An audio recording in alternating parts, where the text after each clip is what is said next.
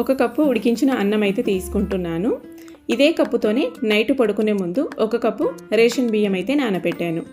చూడండి, ఇలాగా బాగా కడిగేసుకొని నానబెట్టుకుంటే పొద్దునకల్లా చక్కగా నానిపోతాయి. ఇప్పుడు పొయ్యి మీద అడుగు మందంగా ఉన్నది ఉడకడానికి పెట్టుకోవాలి. నేను ఇక్కడ కుక్కర్ పెట్టుకున్నాను.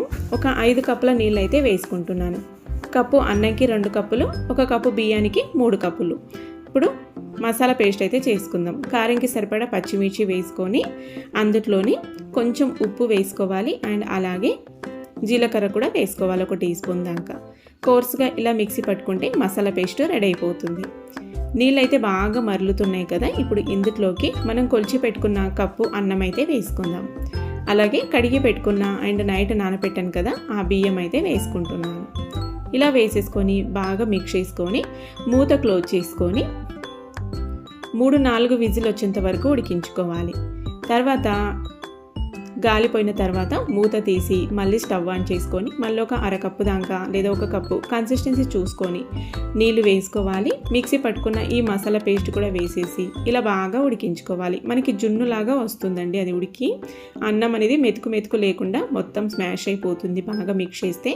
తర్వాత ఫైనల్గా 1/2 టీ స్పూను సోడా వేసుకోవాలి, వంట సోడా వేసుకొని అలా ఫ్లేమ్ని సిమ్ టు మీడియం ఫ్లేమ్లో పెట్టుకొని టేస్ట్ చూసుకొని సాల్ట్ ఏమైనా పడేటట్టుంటే సాల్ట్ వేసుకొని బాగా మిక్స్ చేసుకుంటూ ఉండాలి.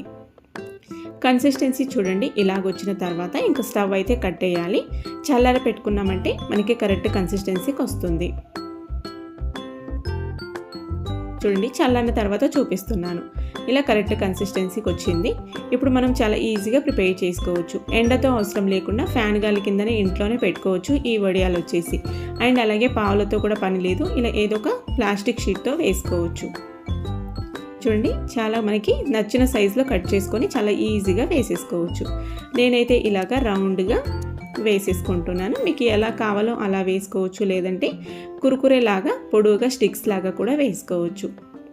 అన్నీ ఇలా వేసుకొని ఇంట్లో కావాలంటే ఇంట్లో, లేదా మీకు బయట బాల్కనీలో పెట్టుకునేటట్టుంటే బాల్కనీలో, టెర్రస్ పైన బాగా ఎండ ఉంటుంది అంటే ఎండలో ఎక్కడైనా వేసుకోవచ్చు.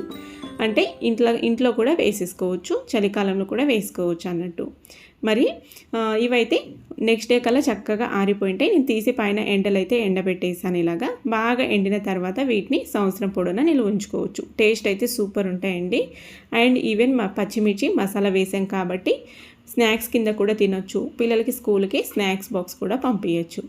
ఫుల్ వీడియో డీటెయిల్గా కావాలి అనుకుంటే స్క్రీన్ పైన ప్లే బటన్ ఉంటుంది కదా, అది క్లిక్ చేశారంటే, అంటే నా ఛానల్ లోగో కింద ప్లే బటన్ ఉంటుంది, అది క్లిక్ చేశారంటే ఓపెన్ అవుతుంది. నచ్చితే ట్రై చేయండి. బాయ్.